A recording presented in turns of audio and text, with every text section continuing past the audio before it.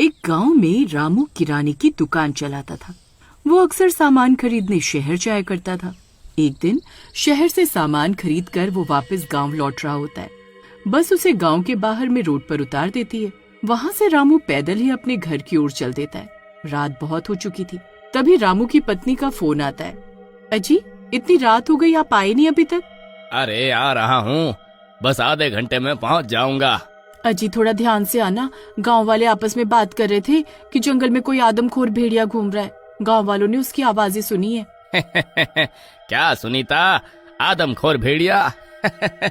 अरे आदमखोर भेड़िया सिर्फ फिल्मों में होता है, असली में नहीं। तुम मेरी फिक्र मत करो, मैं बस पहुंचने ही वाला हूँ। फिर इतना बोलकर रामू फोन रख देता है और अपने रास्ते चल देता है। कुछ दूर जाते ही उसे कुछ अजीब महसूस होता है। बड़ी अजीब बात है, आज तो इस रास्ते पर बहुत शांति है। किसी जानवर की कोई आवाज नहीं आ रही। आज कोई बंदर या हिरन भी नहीं दिखाई दिया। वैसे तो इस रास्ते पर कुत्ते अक्सर भौंकते रहते हैं। आज ये सब कहाँ चले गए? कहीं किसी से डर कर भाग तो नहीं गए? तभी उसे भेड़िए की आवाज सुनाई देती है। वो डर जाता है। अरे नहीं, यह तो भेड़िए की आवाज है, लेकिन इस जंगल में भेड़िया तो है ही नहीं। फिर ये आवाज कैसी? कहीं सुनीता की बात सच तो नहीं? तभी रामू जोर जोर से भागने लगता है। मुझे जल्दी इस जंगल को पार करना ही होगा। तभी उसे पीछे से भेड़िए की आवाज सुनाई देती है। वो पीछे मुड़कर देखता है तो एक आदमखोर भेड़िया उसका पीछा कर रहा होता है। अरे मर गए रे! अरे ये भेड़िए की अफवाह तो सच निकली। अरे अब मैं क्या करूं? तभी वो भेड़िया एक लंबी छलांग मारता है और रामू को जमीन पर गिरा देता है और उसके हाथ को काटने लगता है। अरे मर गया रे! अरे नास मीटे भेड़िए, छोड़ मेरा हाथ, छोड़! तभी सामने से गाड़ी आती है और वो जोर जोर से हॉर्न बजाने लगती है। उसकी रोशनी और तेज आवाज से भेड़िया चौंक जाता है और थोड़ा पीछे हट जाता है। अरे भाई साहब, जल्दी करो, गाड़ी में बैठो। फिर रामू भागते हुए गाड़ी के अंदर बैठ जाता है। अरे भाई साहब, आपका बहुत बहुत शुक्रिया, आपने मेरी जान बचा ली। अरे अरे बहुत दर्द हो रहा है। ये नास मीटे भेड़िए ने तो मेरा हाथ ही चबा डाला। हाय रे! फिर वो गाड़ी वाला जल्दी से गाड़ी को वहाँ से भगाना शुरू कर देता है। लेकिन भाई साहब, ये क्या चीज थी? ये कैसा जानवर है? मैंने तो ऐसा पहले कभी नहीं देखा। अरे ये कमबख्त आदमखोर भेड़िया है, पता नहीं कहाँ से आ गया है। पूरे गांव में इसने अपनी दहशत फैला रखी है। अरे आप जल्दी गाड़ी भगाओ। अरे मनोज, अरे वो भेड़िया तो हमारे पीछे ही है। अरे गाड़ी तेज चलाओ। अरे यार, ये कहाँ फंस गए आज? तभी वो भेड़िया एक लंबी छलांग मारता है और गाड़ी के ऊपर चढ़ जाता है। अरे मर गए रे! अरे ये कमबख्त तो गाड़ी के ऊपर ही चढ़ गया। अरे भाई साहब, गाड़ी और तेज भगाओ। फिर मनोज तेजी से गाड़ी भगाने लगता है और उसकी गाड़ी कंट्रोल से बाहर हो जाती है और एक सड़क के साथ गड्ढे में चली जाती है और पलट जाती है। अरे मर गया रे! हाय मेरी टांग! अरे नास मीटे, ये कैसी गाड़ी चला रहा था? तुझे इतना बड़ा गड्ढा दिखाई नहीं दिया क्या? हाय मेरी टांग तो तोड़ डाली। उस कमबख्त भेड़िए ने हाथ तोड़ दिया और इसने मेरी टांग तोड़ दी। अरे अरे बहुत दर्द हो रहा है। हाय मनोज भाई, तुम ठीक तो हो? लगता है मेरा हाथ टूट गया है। वो भेड़िया कहाँ चला गया? पता नहीं, जैसे ही गाड़ी का एक्सीडेंट हुआ वो गायब हो गया। वो यहीं आसपास ही होगा। भेड़िया अपना शिकार इतनी आसानी से नहीं छोड़ता। यह सब इस गांव वाले की वजह से हुआ है। ना हम इसके लिए गाड़ी रोकते, ना इस मुसीबत में पड़ते। चलो मनोज, हमें यहाँ से किसी सुरक्षित जगह पर जाना होगा। वो भेड़िया किसी भी पल यहाँ पहुँच सकता है। फिर रामू भी उनके पीछे पीछे जाने लगता है।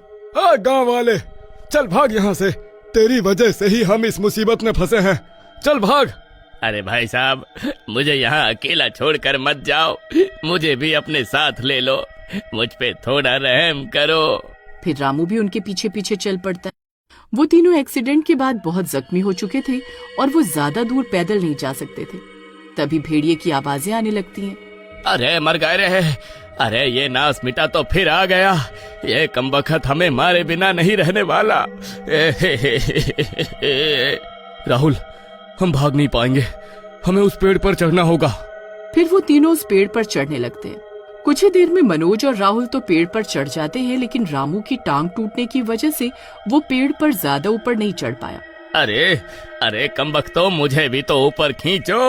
अरे हाय मेरी टांग, हाय। तभी उस भेड़िए की आवाजें और तेज हो जाती हैं। वो तेजी से उन्हें सूंघता हुआ उनके पीछे आ रहा होता है। अरे नास मिटे, जल्दी मुझे ऊपर खींच, मेरी शक्ल क्या देख रहा है। ए, चुप कर, अगर एक बार मुझे नास मिटा कहा ना तो नीचे फेंक दूंगा। अरे भाई साहब, मैं तो मजाक कर रहा था। अरे आप तो नाराज हो गए। मुझे थोड़ा सा ऊपर खींच लीजिए, आपकी बड़ी कृपा होगी। तभी वो भेड़िया वहाँ पहुँच जाता है। उसे देखकर उन तीनों की हालत खराब हो जाती है। वो भेड़िया कूद कूद कर रामू का पैर पकड़ने की कोशिश करने लगता है। अरे मर गए रे, अरे मोरी मैया रे, अरे नास मिटे देख क्या रहा है। अरे जल्दी ऊपर खींच, आज मैं नहीं बचने वाला। अरे भाई जल्दी कर। तभी राहुल रामू को पेड़ के ऊपर खींच लेता है। आज तो बाल बाल बच गया। क्या रे कमबख्त, क्या सोच रहा था? मेरे मरने का इंतजार कर रहा था क्या? मुझे ऊपर क्यों नहीं खींच रहा था? अरे एक तो तुम्हारी जान बचाई, ऊपर से मुझे ही बुरा भला बोल रहा है। रुक, तुझे अभी बताता हूँ। फिर राहुल और रामू आपस में लड़ने लगते हैं। तभी रामू का बैलेंस बिगड़ता है और वो पेड़ से नीचे गिर जाता है। अरे मर गया रे, अरे मेरी कमर। तभी वो भेड़िया उसके सामने आकर खड़ा हो जाता है। रामू की हालत खराब हो जाती है। अरे अरे आज मैं नहीं बचने वाला, आज मैं नहीं बचूंगा। फिर वो भेड़िया उसकी टांग पर काटने लगता है। अरे कोई बचाओ, अरे नास मिटे छोड़ दे मेरी टांग। अरे कोई बचाओ मुझे। वो भेड़िया जोर जोर से रामू की टांग पर काटने लगता है। राहुल और मनोज दोनों पेड़ पर बैठे ये सब देख रहे होते हैं, लेकिन उनकी हिम्मत नहीं होती कि वो कुछ कर पाए। अरे कमबख्तो, वहाँ पेड़ पर बैठे बैठे देखते ही रहोगे या कुछ करोगे भी? तभी जंगल के अंदर से भागती हुई एक लड़की आती है। उसके एक हाथ में मशाल और दूसरे हाथ में बंदूक होती है। फिर जैसे वो बंदूक चलाती है तो वो भेड़िया डर के मारे वहाँ से भाग जाता है। अरे बच गया रे, मैं तो फिर से बच गया। अरे देवी जी, आपका बहुत बहुत शुक्रिया, आप सही समय पर आ गई। फिर राहुल और मनोज भी पेड़ से नीचे उतर आते हैं। यहाँ रहना सुरक्षित नहीं है, वो भेड़िया फिर से लौटकर जरूर आएगा, हमें यहाँ से जाना होगा, चलो मेरे साथ। फिर वो तीनों सीमा के पीछे पीछे चलने लगते हैं। कुछ ही दूर जाने पर सीमा की झोपड़ी आती है और वो तीनों उसके साथ अंदर चले जाते हैं। उस भेड़िए की आवाज अभी भी आ रही होती है। हर जगह दहशत का माहौल होता है। वो भेड़िया उनकी झोपड़ी के आसपास चक्कर लगाने लगता है। आपका बहुत बहुत शुक्रिया, आपकी वजह से हमारी जान बच पाई। लेकिन आप इस जंगल में अकेली क्या कर रही हो? मैं इस जंगल में अपने बाबा के साथ रहती हूँ। आपके बाबा कहाँ हैं? जो बाहर लोगों के खून की प्यास में घूम रहे हैं, वही मेरे बाबा हैं। क्या वो आदमखोर भेड़िया तेरा बाप है?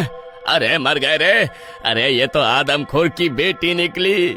एक तरफ कुआं और दूसरी तरफ खाई। अरे अब क्या होगा? बाहर इसका बाप हमारे खून का प्यासा बना हुआ है और अंदर उसकी बेटी पता नहीं हमारे साथ अब क्या करेगी। नहीं, आप मुझे गलत समझ रहे हैं, मैं आपको कोई नुकसान नहीं पहुंचाना चाहती। आपके बाबा के साथ क्या हुआ? वो आदमखोर भेड़िया कैसे बन गए? हम इस जंगल में खुशी खुशी रह रहे थे। फिर एक दिन एक जख्मी भेड़िए ने मेरे बाबा को काट लिया। तब से वो आदमखोर बन गए। तब से मैं यहाँ अकेली रह रही हूँ और फिर आज आप लोगों की चीखें सुनाई दी तो आपसे मुलाकात हो गई। हे भगवान, अब क्या होगा? आप यहाँ सुरक्षित हैं, आप डरिए नहीं। दिन होते ही मैं आपको पास के गांव तक छोड़ाऊंगी, बस आप किसी तरह आज की रात यहाँ निकाल लीजिए। फिर रात भर उन्हें भेड़िए की आवाजें आती रहती हैं और वो डर के मारे सो नहीं पाते। लेकिन उन्हें क्या पता था कि उनके साथ और भी बुरा होने वाला था, क्योंकि एक आदमखोर उनके बीच में था जो किसी भी वक्त भेड़िए में बदलने वाला था। जल्दी मिलते हैं इसके अगले भाग में। तब तक के लिए वीडियो को लाइक एंड शेयर करना ना भूलें।